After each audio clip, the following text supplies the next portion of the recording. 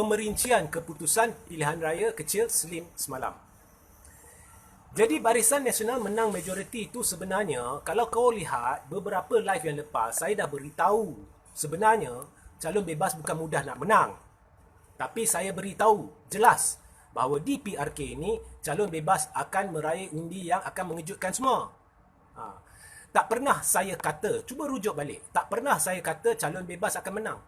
Tak pernah. Malah dulu apabila saya kata calon bebas ni susah nak menang, orang tanya, oh Regi ni tak yakin lah dengan pejuang ke apa. Orang cuba spin.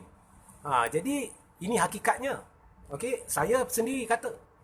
Okey, baik. Jadi orang lihat majoriti UMNO.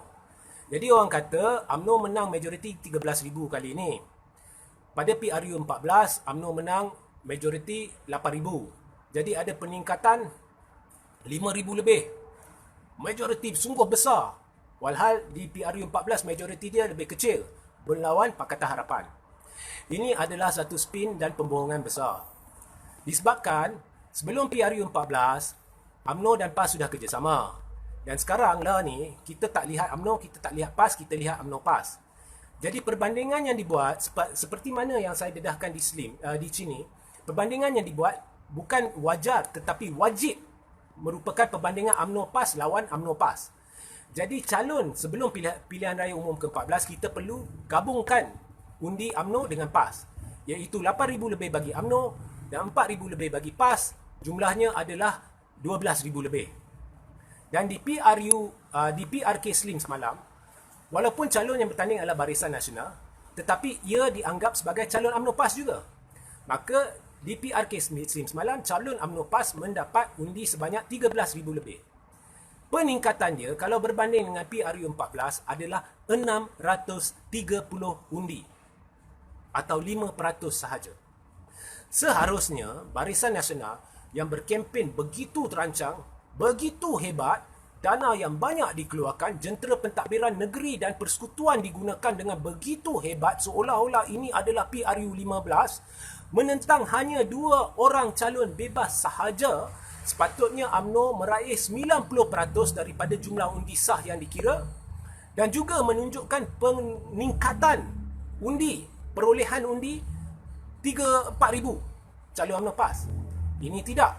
Calon UMNO PAS meraih 84% undi sahaja daripada jumlah undi sah yang dikira, dan peningkatan undi calon UMNO PAS di PRK Slim semalam berbanding dengan calon UMNO PAS di PRU 14 adalah sebanyak, saya ulang, 630 undi atau 5.07%. Dalam pada menentang 2 calon bebas, jentera pentadbiran persekutuan negeri hebat digunakan, dana yang banyak, Najib turun berkempen sana sini, serupa dengan tidak ada peningkatan langsung.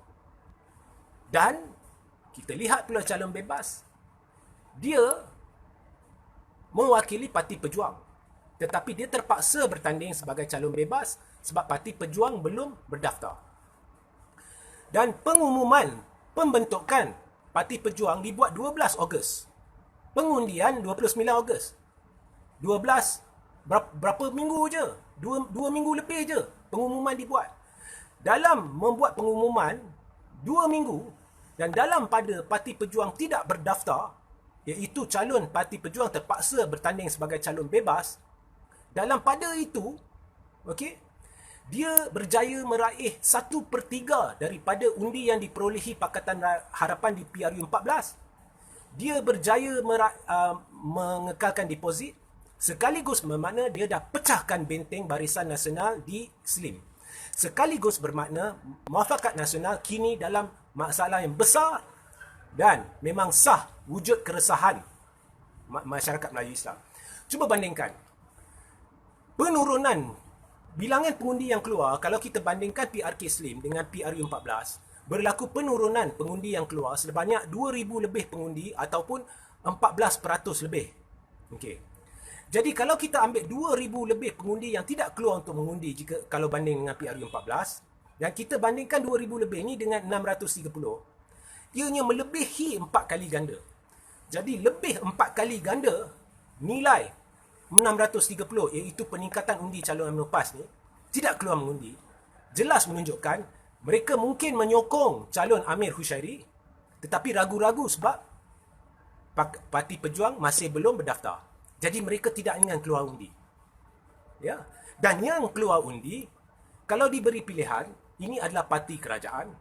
Kat sini tak ada parti, dia bebas. Lazimnya di mana-mana PRK, kalau kita lihat sejarah negara, memang berpihak kepada kerajaan. Tetapi lazimnya juga sudah menjadi lumrah di politik Malaysia, orang yang menang PRK, tak sampai beberapa bulan atau setahun lepas itu diadakan PRU, dia kalah tempat itu. Sebab pengundi tahu dia bukan lagi kerajaan apabila parlimen sudah dibubarkan. Dan pada masa itu pengundi akan undi pihak yang benar-benar dia ingin menerajui kerajaan. Jadi di PRU 15, jika Parti Pejuang sudah didaftarkan, sudah pasti pengundi yang tidak keluar ni akan mengundi Blok Bebas Kuasa Ketiga ataupun Parti Pejuang. Malah sekarang ada pilihan parti lawan parti. Dan disebabkan undi Melayu Islam di UMNO dan PAS atau calon UMNO PAS tidak menunjukkan peningkatan, itu menunjukkan orang terpaksa undi. Tidak ada pilihan. Jadi banyak undi akan beralih kepada Parti Pejuang disebabkan undi Melayu Islam ni memang pecah.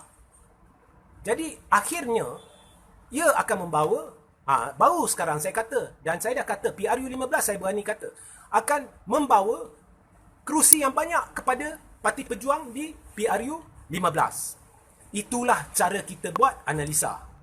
Bukannya spin barisan nak menang. Itu memang kubu kuat barisan dia akan menang. Dia lawan calon bebas bang. Dia lawan, saya ulang, dia lawan calon bebas bang.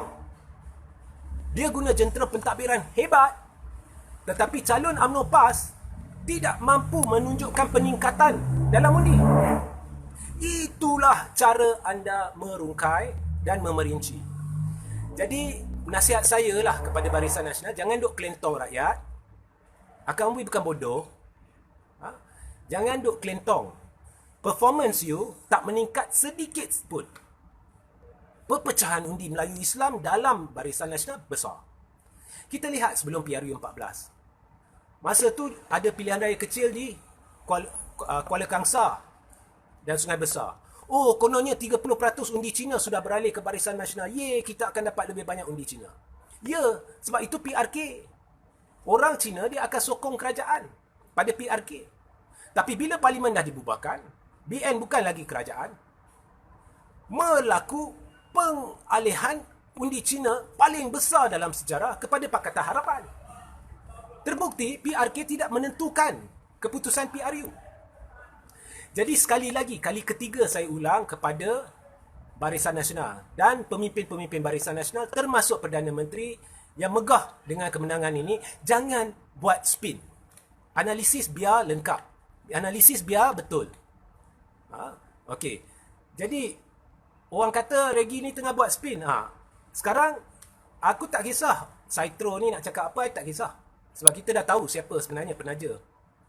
Yang mendengar ni, yang ramai mendengar ni, lihat, ulang balik, dengar, baca artikel yang saya akan letak link di bawah. Fikirkanlah sendiri.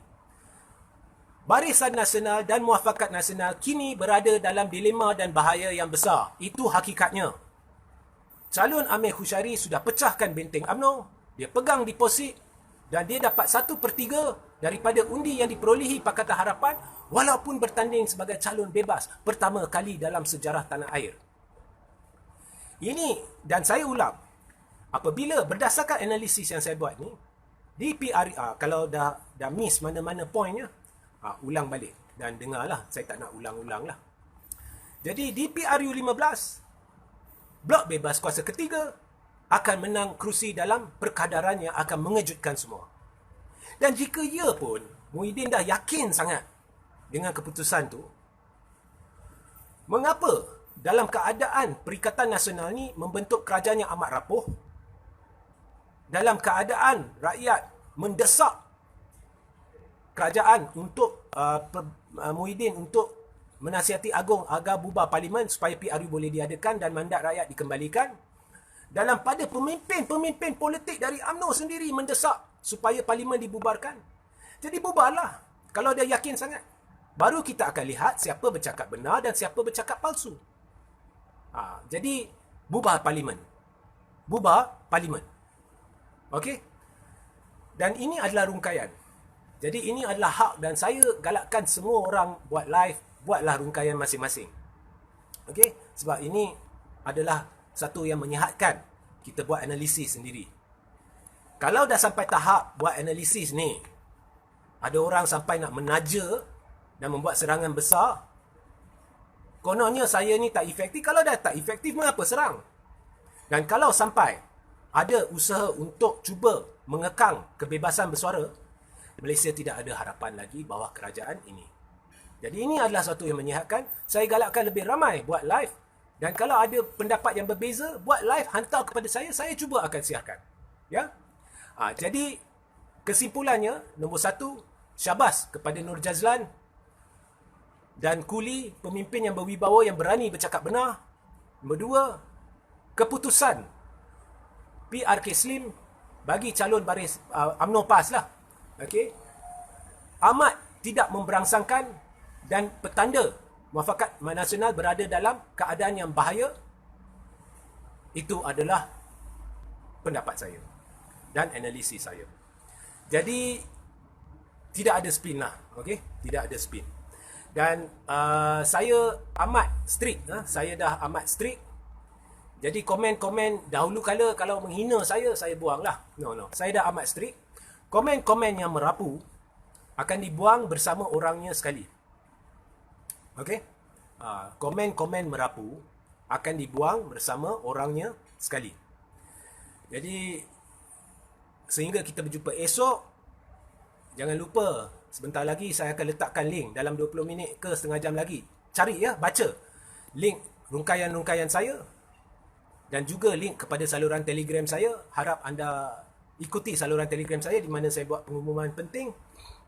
Dan sehingga kita berjumpa esok untuk siaran live harian. Assalamualaikum, salam sejahtera, salam GBN, salam Malaysia, salam kuasa ketiga dan salam pejuang. Ya.